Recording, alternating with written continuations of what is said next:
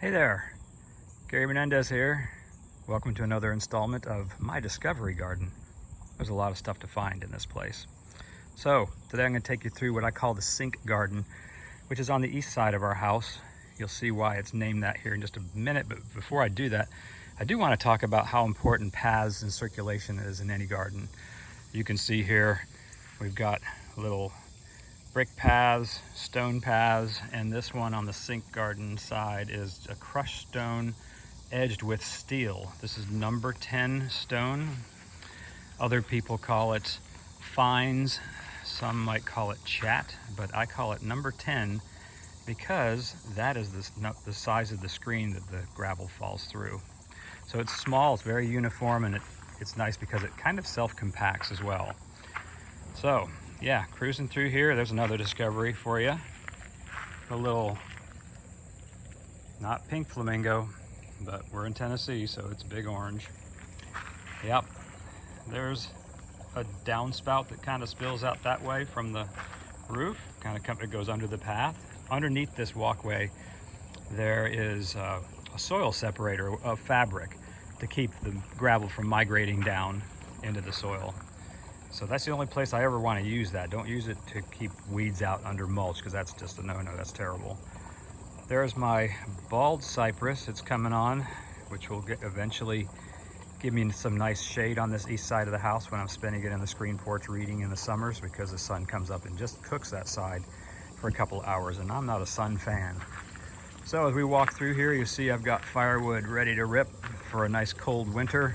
I hope that happens.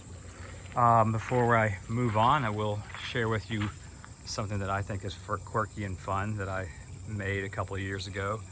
That's my hand sculpture. I got tired of looking at some boring holly and decided to rip that out and do something a little bit more creative there. So let's take a walk over towards the sink. By the way, those are pentas. That's an annual. Plant those. The butterflies love them. Bees love them. This is a plant called bracken fern. It's very aggressive, but it is a native, so I'm not going to say it's invasive. And then we also have a really nice little native tree coming on here called a Carolina buckthorn. So yeah, I can never plant too many trees in my property. There is the sink that just runs all the time. It's got a 5-gallon bucket beneath it with a recirculating pump that runs all of it. It's just, I run that by a switch that's controlled inside.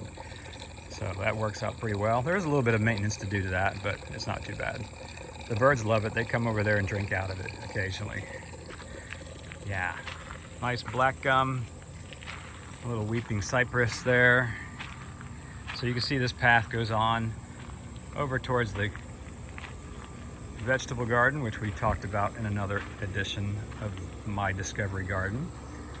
There's my wonderful rain barrel, which is a lifesaver when it gets dry and hot.